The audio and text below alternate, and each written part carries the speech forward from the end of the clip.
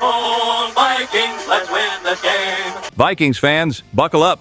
It's a wild day in Minnesota. Kevin O'Connell is keeping everyone guessing about who's starting at quarterback against the Eagles, Carson Wentz or J.J. McCarthy, but there's a clue hinting at who might take the first snap. The head coach also shared updates on 7 key injured Vikings. Who's in and who's still out? On the other side, the defending champs from Philly are looking shaky with key players missing. And to top it off, a former Viking just retired out of nowhere. And the last piece of news, you won't believe it. But before we break it all down real quick, make sure to subscribe to the channel. It's free, it helps a ton, and it keeps this Vikings talk alive. Smash that like button too. It helps YouTube show this video to more fans of the purple and gold. And drop a comment, because this space belongs to everyone in the Vikings nation. O'Connell is playing the silence game, and Vikings fans have no clue who's running the offense against the Eagles. Wentz or McCarthy? The coach isn't saying, and maybe he doesn't even know yet. The post-bye week practice gave both guys a chance to prove themselves, but truth is, neither one's at 100% physically. McCarthy, the rookie who started the season under center, is coming off a high ankle sprain suffered back in week 2. He was back on the field Monday taking part in some drills, a positive sign for sure. Still, O'Connell was clear. He wants to see the kid move confidently, plant firmly, and throw without hesitation. The team still believes in him, but no one's going to rush him back before he's ready. Meanwhile, Wentz, the veteran who's held things down the past 3 games, is dealing with soreness in his left shoulder from that London matchup. Nothing major, but enough to make O'Connell weigh every detail carefully before making the call. What's interesting is how the coach admitted there's a public decision and a locker room decision, meaning he might already know who's starting but won't say a word yet.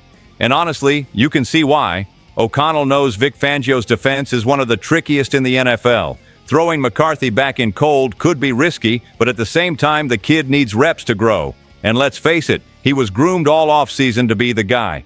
The team didn't draft him that high just to see him ride the bench out of caution. On the flip side, Wentz has done what's expected. 5 touchdowns, 2 wins, and most importantly, he got Justin Jefferson smiling again. The issue?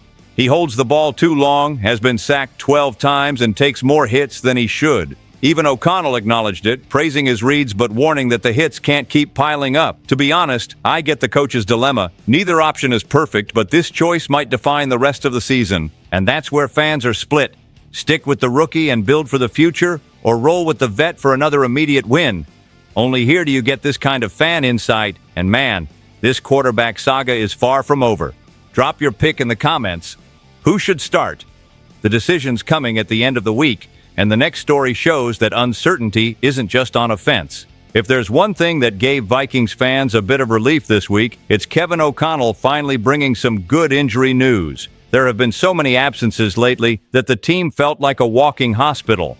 But now the coach confirmed several big names are back in practice, and that changes everything before the Eagles matchup. Blake Cashman, for one, is back on the field after his 21-day window to return from injured reserve opened. He's a key piece of the defense, wearing the famous green dot as the on-field signal caller. O'Connell sounded thrilled. When Blake's out there, our defense looks like it should. If he's healthy, he's playing. And honestly, this defense needs his leadership. Another familiar face is J.J. McCarthy. The coach said the rookie had some strong practices working on his footwork and mechanics. It was great to see him back on the grass, O'Connell said, though he avoided giving any percentages on McCarthy's health. Classic move to manage expectations. And fair enough. Carson Wentz also came up. His left shoulder, the non-throwing one, is still sore after the London trip, but he's taking part in full prep sessions. The coach admitted Wentz sometimes holds onto the ball too long, causing unnecessary hits, but praised how he's adapting. The real sigh of relief comes from the offensive line. Donovan Jackson, Michael Juergens, and Brian O'Neill are all back at practice. If all goes well, the Vikings could have 4 of their 5 original starters ready against one of the league's most dangerous fronts. O'Connell even laid out his ideal lineup: Darisaw, Jackson, Juergens, or Brandel, Fries, and O'Neill. A strong unit if healthy. On the cautious side, Aaron Jones remains out, and Andrew Van Ginkel is still doing side work. No firm timetable yet, but the coach said he's progressing. Honestly, this is music to Vikings fans' ears. It's been exhausting watching key players drop week after week. Finally, some fresh air. But there's still work to do, especially with an opponent that looks beatable for the first time in a while, and that's where we're heading next. If there's ever a good time to face the Eagles, it's right now. Philly, once looking unstoppable, is starting to show cracks nobody saw coming. Vikings fans can feel the chance. The air smells like opportunity. Nothing comes easy in the NFL, but this showdown at US Bank Stadium could be far closer than most expect. After the bye, the team came back energized, focused on proving they can take down the champs on home turf. And honestly, the numbers tell the story. The Eagles started 4-0 with tight wins over the Chiefs, Rams, and Buccaneers, but then dropped 2 straight, and ugly ones at that. First, they blew a 17-3 fourth-quarter lead to the Broncos. Then they got embarrassed on national TV by the Giants, losing 34-17 after leading early. Jalen Hurts was under siege, sacked 6 times, looking completely off rhythm. The offense, once elite, now ranks 20th in efficiency. Saquon Barkley's averaging barely 3 yards per carry, and A.J. Brown's visibly frustrated. For real, seeing a powerhouse stumble like this shows how unpredictable the NFL can be. New offensive coordinator Kevin Patullo hasn't found his groove, and the defense has regressed. The pass rush lost major pieces, and with Jalen Carter and Quinion Mitchell both banged up, the unit looks far from dominant. Even Zadarius Smith, the former Viking, retired this week, weakening them further. And here's where the optimism kicks in. If O'Connell fields a healthy line and a confident quarterback, this game's wide open. The Eagles are struggling to generate pressure, and the Minneapolis crowd will bring playoff energy. That stadium turns electric when the team plays with fire. Still, no one's saying it'll be easy. Hurts is still elite, the roster's stacked, and they know how to win big games. But the timing couldn't be better. The Vikings' defense is improving, and if the offense finds rhythm, the whole narrative shifts. Only here do you get this kind of unfiltered fan-level breakdown. Stick around, because next up, a former Viking just made a stunning decision that might make Sunday a little easier. This one blindsided everyone. Zadarius Smith, former Vikings linebacker and one of the league's top pass rushers in recent years, announced his retirement just days before facing his old team. Seriously, right before the matchup against Minnesota, where he once reignited his career. You can imagine the reaction in the locker room and across the fan base. Pure shock. Smith had been with the Eagles since the start of the season, but never seemed to find his footing. In 5 games, he recorded 10 tackles and 1.5 sacks.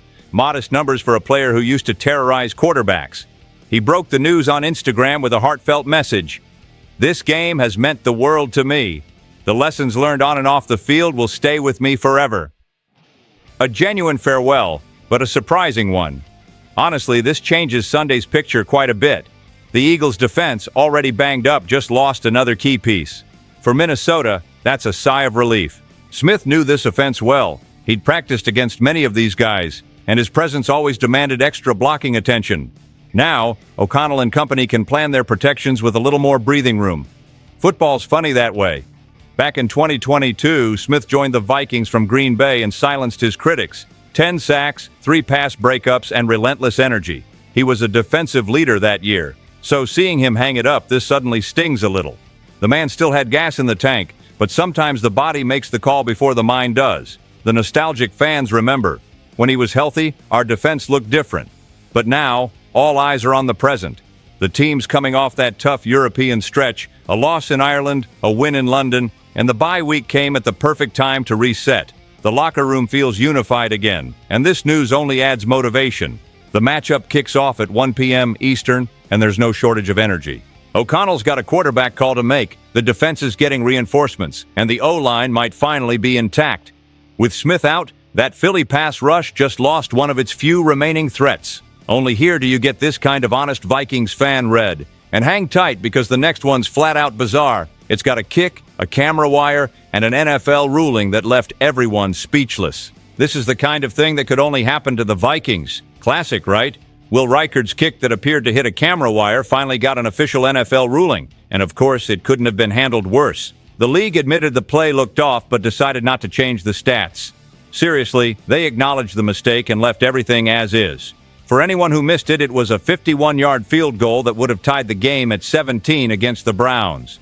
The kick looked perfect until it suddenly veered sideways like it hit something invisible. Multiple replays even showed a wire crossing right through the ball's path. Still, it went down as a miss. Reichard, who'd been flawless up to that point, 18 straight makes including field goals and extra points, asked along with the team for the stat to be wiped from the record. The league's answer? We recognize it was a missed call, but we won't alter the numbers. You can't make this stuff up. Kevin O'Connell addressed it in his usual diplomatic tone, but you could tell he was frustrated. He said Reichard thought he struck it perfectly and that the kicker rarely misses that badly. Will doesn't usually miss by that much. If it hit the wire, that's bad luck. If not, it is what it is, the coach said. Honestly, the most impressive part was how the team responded. Despite the bizarre miss, the Vikings bounced back to beat the Browns 21-17. The crowd exhaled, and the whole moment sparked a bigger debate about stadium setup and the increasing number of overhead camera rigs. Reichard, just a rookie, handled it like a pro. No drama, no blame, just a simple request for fairness. That kind of composure at his age says a lot. The coaching staff trusts him, and so do the fans. Only here do you get the full Purple Faithful reaction, frustration mixed with pride. The team stayed cool, overcame adversity, and got the win. And stick around, because the wrap-up brings it all together and shows exactly why this roster might surprise a lot of people soon. After all that, it's fair to say Vikings fans are feeling a mix of anxiety and hope. There's a quarterback battle brewing, players healing up, opponents stumbling, and even a weird kicking controversy thrown in. But what stands out most is this team's resilience. O'Connell's holding that locker room steady, and you can feel that something's about to click. This roster's got heart, and they're not done yet. Drop your thoughts in the comments. This space belongs to everyone in the Purple Faithful. The next video, it's going to bring even more fire. Stay tuned. SKOL Vikings, let's go.